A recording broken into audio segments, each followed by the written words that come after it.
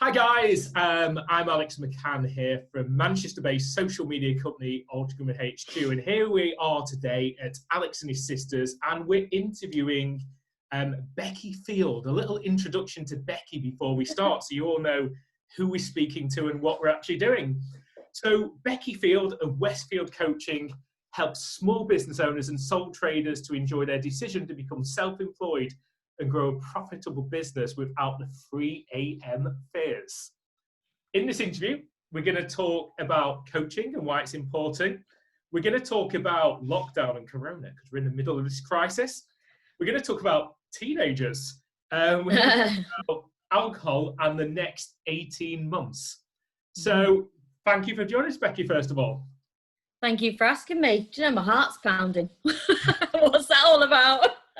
I know, when we were chatting about this, I know yesterday you were sort of saying, there's 20-something people. I'm a little bit nervous, but there's no need to be nervous here. We're all friends. No. So I've obviously just introduced you briefly. I want to set the tone for these people that have maybe never met you before. So tell us about Becky Field so people know you in 1 minute. In 1 minute, okay. Well, I'm a coach, obviously, and but I'm an ex-teacher, so I shouldn't be nervous presenting like this, should I?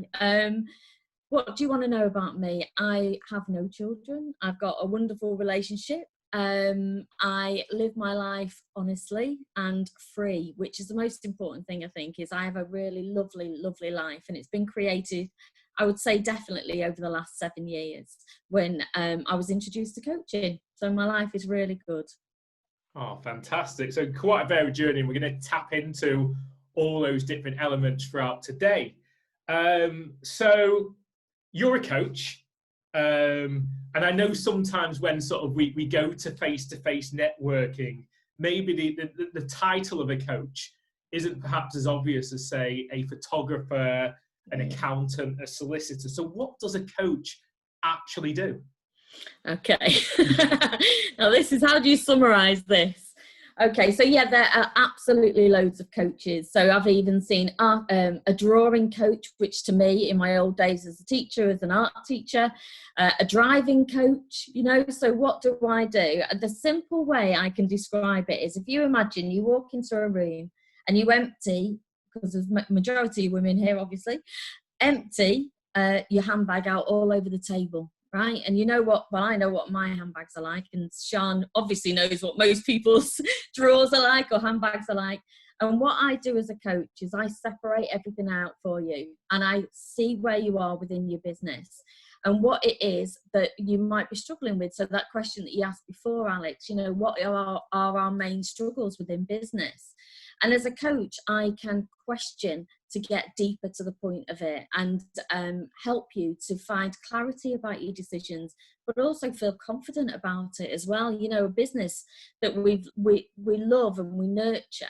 And as a coach, that I can help you to really see not just about your business, but about you. What makes you happy? What makes you filled with joy? What is it that you struggle with in life? And the majority of people come to me because they have difficulty saying no and putting boundaries in place, so that what they find is they're actually run ragged with their business when really the choice of being self-employed was a decision that they really wanted. And I help them to get that dream, I suppose, of what they wanted.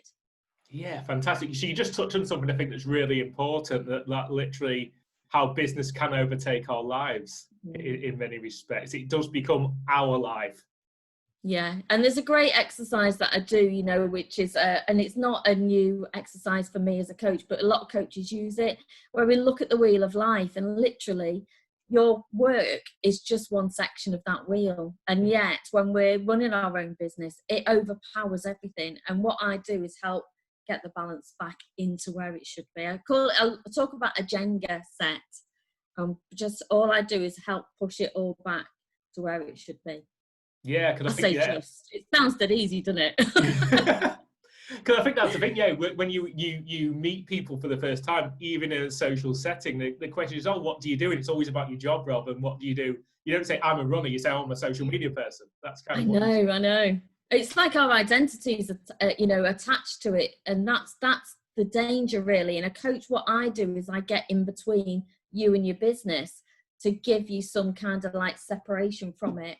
So you can find your lipstick and your mirror and your notepad and your pen out of your handbag.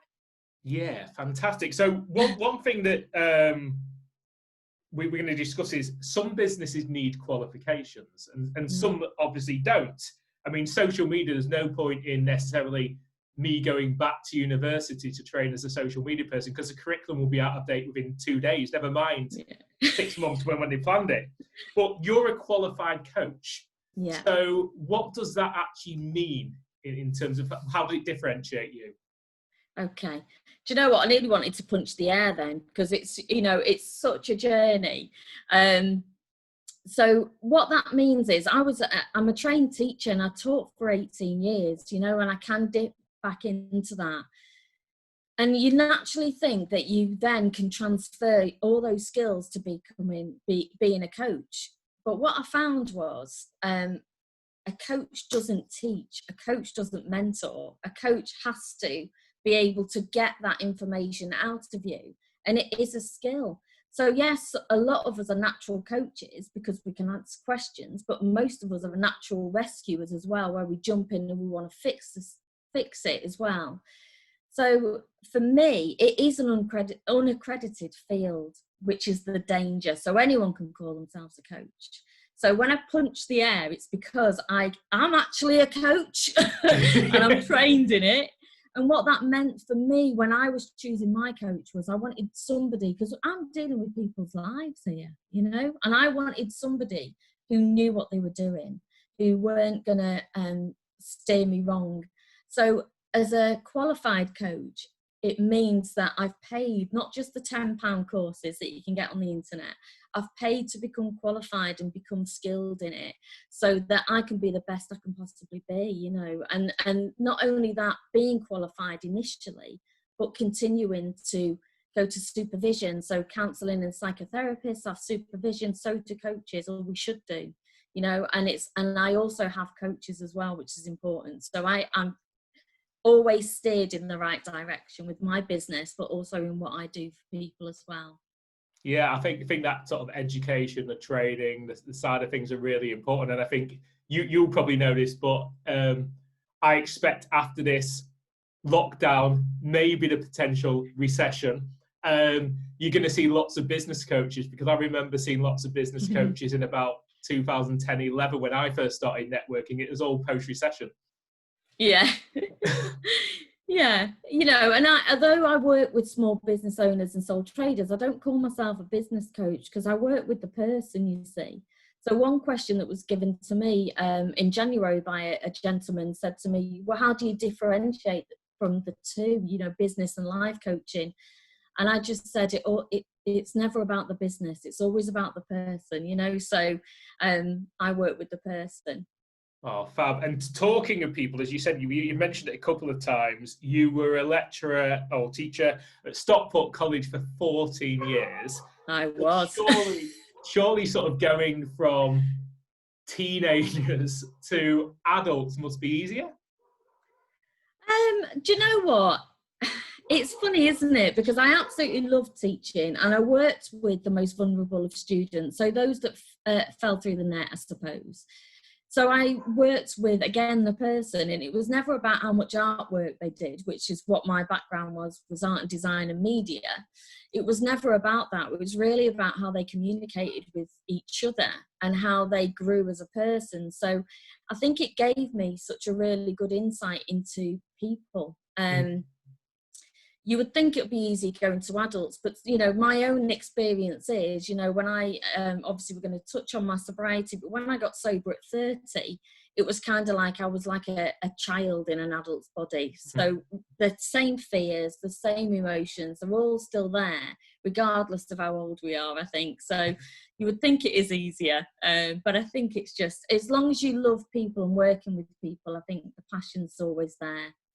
Yeah, I think one of the things every summer I sort of train about 1,500 teenagers at the NCS program. And I think anyone who's watching this interview, if you really want to test your skills as a presenter, present in front of teenagers, Oh yeah, they're so honest. Yeah, they will literally won't let you have. You've got to think on your feet constantly, and I think that's really, really, it's a really good skill to have. Absolutely. So the reason I asked that question at the beginning of the networking session about what's your weaknesses, maybe getting people thinking about this is why do you think business owners try and do everything themselves? I mean, even if it means that they have no progress in their business or no progress in their whole holistic life, I guess. Yeah. I think, do you know what? I think it's because we're passionate about our business. You know, we want to do it. I know for me, when the women that I work with in my group coaching, none of us want to go back to paid employment, you know? So we really, really want to make it happen. We want it to work. And part of us, I don't know whether it's a woman thing, to be honest, but I think, you know, we don't want to admit if we're struggling with stuff, because we really don't want to turn around and say, do you know what, it's not working out. I know for me, a lot of it will be like somebody thought, oh, it's just a hobby, another one of my hobbies, you know, and I thought, oh, that fueled my fire, you know, and the passion I have was that, you know, to keep it going. But the reluctance, I think, when we first start out, I know that, you know, I invested a lot in my training, but I also think we can want to hold on to it because we're scared of putting the money out there just in case we fall short and we fall into financial difficulty, I think. And I know some of the women that I work with, it's about being self-sufficient financially as well. So, you know, it's all entangled. So we don't want to have to loan money or take money from our husbands, our partners, however, or if that's the case, or get it from a bank. We want to really survive as far as we can. So for me, for example, I didn't want to outlay any money on a website, so I did my own on Wix, you know, and it's things like that you do. You really struggle in the first year because you want to make it happen, and yet you don't want to throw loads of money at it. And I think part of that is we want to keep it to ourselves as well. But I think what's wonderful is something like this, for example, the women's networking that I do, is we're all in the same boat. We all have the same struggles, and we all kind of like want to hold on to so much. And it's only when you start working with somebody like myself that actually they go, do you know what? I'm working 10 hours a day. I've not seen my kids. I feel guilty when I'm sat at the laptop. The relationship's going down the swanny or whatever it is. And it's only when you can sit down and talk to somebody, whether that's me, whether it's a counsellor, whether it's somebody else, that you actually go, do you know what? I'm really tired. I'm finding this hard work. Yeah, I mean, I think what I found over the past 10 years is I actually think women are more likely to admit they can't do something and get some help for it. 70% of my training clients are women in business, whereas actually it's the flip for social media management in terms of outsourcing it. So men just want to go, I can't do it, someone else can do it. Whereas women, I think, want to learn how to do it and do it themselves.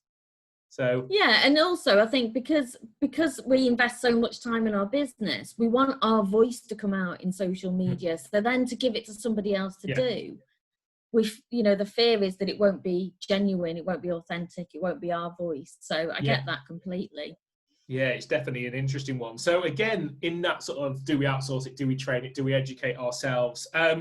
What do you feel the difference is between, I mean, we've all done it, I've done it, Google's our friend most of the time, but what's the difference between consuming content that educates, i.e. blogs, podcasts, YouTube, etc., and actually having a coach? Because you mentioned people don't want to invest the money sometimes. So what's the difference? Yeah. Well, the difference is, this is how I see it. You can spend 2 years, 3 years trying to figure it all out by yourself, or you can come to a coach who can see what motivates you, who can listen to you, so know what your passions are. Although you might know it, sometimes in a conversation, I can hear things which are unheard, if that makes sense, because you're talking about something. And what I can do, or what most coaches can do, and I'm not just saying I'm anything particular, is we can pinpoint, we get straight in there. So it saves 18 months, which, you know, we're just like, let's get on. And because I'm solution focused, it's kind of like, right, what do you want to happen? Okay. and is this working over here? So is this thing that reading loads of blogs, this and this? Because again, there's the comparison with women as well, bites the bum all the time. It comes in all the time. You know, we can compare on social media, blogs, etc. But actually what working with somebody on a one-to-one basis is, we get there quicker. That's, if you want to save, because in the long term it does save you money, because you know exactly where you want to go. Yeah, I think I did a post this morning, and maybe psychologically I was thinking about this interview, and I think it was like the 10 stages to social media, or 10 stages business you go through social media. It's exactly what you've said. You cut out stages 1 to 5 and jump straight to 6 so you can get to 10. Yeah. Definitely. And again, people, for anyone who's watching it, yeah, definitely, that shortcut to success, as Arga's mentioned, is really, really important. Like, not wasting 2 years trying to dabble with something is really important. Absolutely. So you've talked, obviously in the intro round we talked about this, and we've just talked about struggling for a period of time, and we've sort of mentioned the 3 a.m. struggle. Yeah. Are there common themes that people come to you with, and do women differ from men? So I work with a lot of women. I do work with a few men. They differ for the men because, you know, men, like you say, only really come to admit that there's something wrong when they've got to a period of maybe 3 years of dealing with something that hasn't worked for them. The 3 a.m. fears are, if you're working with a team, so for example, if you have staff under you, the fears are the boundaries. Okay. If it's a one-man band like me, it's the fears of things like how many, you know, I don't want to upset my clients. If I say no, what's going to happen? Will they go somewhere else? It might be, how am I going to get everything done? You know, so these fears are all the same. How am I going to get all this that's on my to-do list done by tomorrow? Or, you know, and I think a lot of the fears as well with women is they can't say no. And I know that sounds like quite a generalization, but it's kind of like they're frightened of putting a time deadline in because they think they're going to go somewhere else. And at the same time, what I say to people is, if they go somewhere else, they're not your clients anyway. You know, if they're going to invest in you and they want you, they will wait for you. And it's really hard for women to go, yeah, I believe you, Becky, but I go, they will wait for you. They will. And like everybody, where their businesses have been on pause over lockdown, I say, just wait. Once you are open, you're just going to be inundated. I'm dead excited for those people who are opening up, because I just think their fears are just going to be completely smashed out the water, because business is going to be really good for them. Really good. Sean, really good. Oh, you just mentioned lockdown there, and obviously for anyone watching this on repeat, the time-sensitive nature is in the middle of lockdown. We're in the middle of Corona. How have businesses you know coped, and will a possible likely recession force a lot of businesses to do things differently? Do you know what I think? I think I've watched it. I'm a watcher, and I've watched the waves of emotions, you know, and a lot of the coaching things that I've done over lockdown have been about the process of grief, the shock, the denial, you know, and I've seen that happening. So businesses, yeah, they've made changes, and some of those changes have been absolutely fantastic. Some of them will stay the same. I know for me, my coaching is going to stay online probably till the end of this year, if I'm being honest. So that's really, really good. I was always coaching online anyway, but then there are other businesses where, you know, would you choose to take, you know, so what I've said to my Westfield Warriors, which is my little business group, is I say, we have got a blank canvas. Everybody's got a blank canvas, that once we are back in business, or even if we're opening to normal procedures, what do we want to take into the new normal, and what do we want to get rid of? So things like working dead long hours, you know, there are structures that we can put in place now that will enable you to have an even better business. Never mind recession. I don't follow all of those. I think we create our own dreams, you know, and I know that sounds really flowery, and I'm not a flowery coach, but we have the opportunity to create whatever we want now for our business. And I just think seize that opportunity to change. If things weren't working for you before lockdown, seize the opportunity to change, and people will change with you. I always likened it to dancing. You know, if you change your dance moves, look at me dancing, chair dancing. If you change your dance move, your partners either change and dance with you, or they go and find a different dance partner. And I know that'll scare loads of people, but do we not want to have a nice dance? Yeah, definitely. I mean, yeah, I mentioned recession, but then I saw another really positive post on LinkedIn saying basically that the UK economy is going to be like a V shape. It dropped down as soon as lockdown happened, but it's going to bounce back straight up as soon as absolutely. So there's that positive, and hopefully it will happen. Yeah. We've talked a lot today about the whole idea that business and health and physical and you as a person are linked intrinsically together. You've talked a lot. I mean, I remember seeing it in Sue Francis' group. You talked a lot about in the press about your battles with alcohol, and you mentioned sobriety before. Yeah. Would you like to give an insight into that, your story on that side of things, and how you've been helping people? Because you have been trying to help other people during lockdown as well. Yeah, absolutely. I mean, I know when you said to me on Messenger, would you mind talking about this? And I say, no, I'm not bothered about talking about it. Everyone knows who I know, anybody. So I am an alcoholic, and I choose to call myself an alcoholic, but I'm in recovery. So I'm 14 years and 9 months now, actually. September the 16th 2005 is my sobriety date. So I got sober at 30, so you can tell my age now. So yeah, my battles with alcohol were sneaky, should we say. So I didn't know that I had a dependency of alcohol, because it was just what we did, you know. And I worked at, like you say, Stockport College, and there was a drinking culture. You know, so we'd finish at the college and we'd go over to the Nelson Tavern, which is a classy joint, not in Stockport. It wasn't then anyway. And it was part of the culture. But the thing was with my drinking is it crept up on me, and I called myself a binge drinker, which, you know, or a sporadic drinker, or however you want to say it. So I didn't drink every day.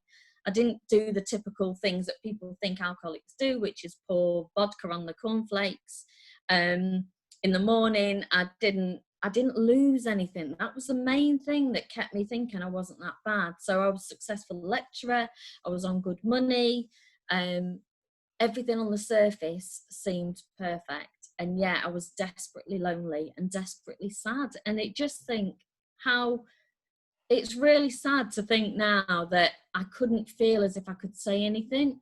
So, but what I did was, and I drank on anger. There was a lot of anger in me from my past, my childhood. So what happened with me was, I come from a family, so I know this is all confidential, but I come from a family who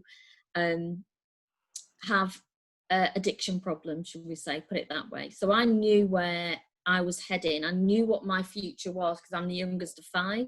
So I knew what my future would look like, because my oldest brother, who's 18 years older than me, drank in the very same way. So I knew where I was going to head if I didn't stop. And what I did one night, I was in blackout, which is where I drank to the point where I can't remember what was happening. And I know people do that. People have a really good night some nights and have a good night and drink so they can't remember it. And that, for some, is a good night. Now, for me, it was more, it kept happening, I suppose. And this one particular night, in blackout, I threatened somebody with a pint pot in the pub. And I talk about it like that. I've got no shame attached to it now, because I've had to work through that. You know, I do go to AA and I'm at a program of action. But I didn't know this man. I only met him twice, one to threaten him and one to say sorry, because that's part of the AA program. You have to go and make amends to people. But, you know, what I discovered from that was this anger that I had from years and years had to be dealt with, you know, and I had to stop drinking. And it wasn't a choice that I would have made had I not have got to that point where I had no control over it. And the thing is that I help people over lockdown. I help people all the time, you know, 14 plus years in recovery. I work with women only, within AA, but I also work with gentlemen during lockdown about drinking, because what I've been doing is I've reached out to people if they needed it. So if people have sort of like said, well, I've been drinking excessively. Now, there's a difference between having a few scoops more because you're in lockdown, and there's a difference between it affecting everything in your life. So you can't work, you can't function, you're affecting your children, for example, or you're affecting your relationships. And there's a saying that says, if it's costing you more than money, then it needs to stop, you know. And I think that just by me sharing about the fact that I am in recovery and that I have had a problem with drink, I hope the intention is that it opens these conversations up so people don't feel as alone, I think, as well. Yeah, is that okay? So I mean, the one thing that, again, I wanted to sort of mention in this was, well, I don't drink. I stopped drinking. I think partly due to my background in rock and roll and just drinking to excess in my 20s, probably. As you do in music, it's just part of the culture, like you said, in teaching. But I think what I've seen, and maybe I've just noticed it because I'm spending a little bit more on time online, which for social media is weird. But I think that I've seen during lockdown, there's sort of a whole push towards getting people to drink in business. It seems to be like omnipresent every day, like drinking for networking, drinking for learning during webinars, which I don't quite get, that if you're there to learn, that you should be having a bottle of wine with it. And then drinking because you've had a good day, drinking because you've had a bad day, drinking because you've got kids, drinking because you've not got kids. It just does seem that there's a push to business owners to get them to drink. And I don't know why. And some of them are coaches as well at pushing them. So why do you think there's this huge push? I just think, you know, there is a social aspect, isn't there? You know, it's like I belong to a coaching little group, and they sort of like, you know, on a Friday night it's live with wine, or there's so many people who do it, or grab a glass of wine and meet us for, you know, and I get it because it is a social thing to do, you know, only it flips if you've got a dependency like mine. So, and I think it is part of the British culture, isn't it? Just to drink or go out on a Friday night and celebrate or whatever. I mean, there's so much that I see where people have got glasses of Prosecco, you know, or I don't know what it is, but I just think it normalizes drinking, which is great if you are a normal drinker. But if you're not, you know, then if you're not, then it's kind of like, can you be seen with a glass of water? Like, oh, you can't see it on that. Like I always am, or a cup of tea. Do you know what I mean? And I think, you know, the great thing about being a coach and helping people through it is the fact that to talk about drinking and normalize it, it is about changing habits. All of that is about changing habits. If you want to stop, or you need to stop. But most people only want to stop or need to stop if they've got a problem. If they haven't got a problem, then why would they stop? Yeah, exactly. So obviously you mentioned addiction in yourself and in the family. So normally I know that usually when you've got an addiction or something you obsess over, that you replace it with something else. So what did you replace it with? Well, quite often what they used to say is, you know, eat something sweet, which is absolutely horrendous for me because I have a problem with weight anyway, you know. So I replaced it. What did I replace it with? First of all, I replaced it with AA. So I obsessed about going to AA meetings, which, you know, it's like a comfort blanket. I love shoes anyway. Stationery. You know, but also the thing is, I always say to myself, well, it's not harming anybody. Whatever I go, I pick up. So I know food is harmful to, if you pick that up, if you've got an addictive personality anyway, because that's a whole new kettle of fish.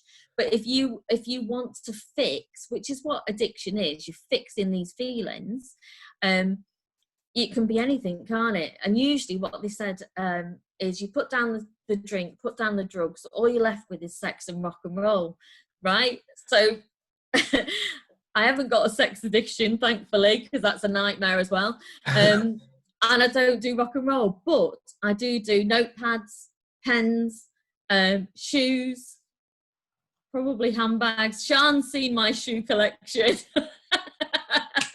And I think, you know, as long as it's not harmful to anybody else, whatever you pick up, if you have an addictive personality, is, you know, I think one of the worst ones to pick up would be gambling or shopping, because that just rinses your bank account and also has a really detrimental effect on families. So hopefully if you pick up something nice. Yeah, I think I am still addicted to rock and roll. I think that's what I'm That's all right. So I mean, again, moving on from that and habits, what you want to get out of life, sort of goal setting, adjusting goals. A lot of business owners, sort of going back to what you do in coaching, a lot of business owners would have set the goals once a year in January. Yeah. And we hit lockdown in March, and it's halfway through the year at the end of this month, and we're coming out of lockdown. What should they do? I mean, do you encourage people to now change their goals or stick to the ones they originally set in January? I think everybody has probably reviewed their goals, to be honest. I think what lockdown has done for many people is really help us to reassess what's important. So our goals are going to be very, very different, I think. Like I said, you know, people will want to take things out of their business that they've realised they enjoy the silence or the quietness of their business. So it might be just a readjustment. It might actually be that over the period of lockdown, you've done loads of training, you know, which is what a lot of business owners have done. And actually they think to themselves, you know what, I'm going to absolutely change. And I hate those words like pivot, or I hate them. They've been overused.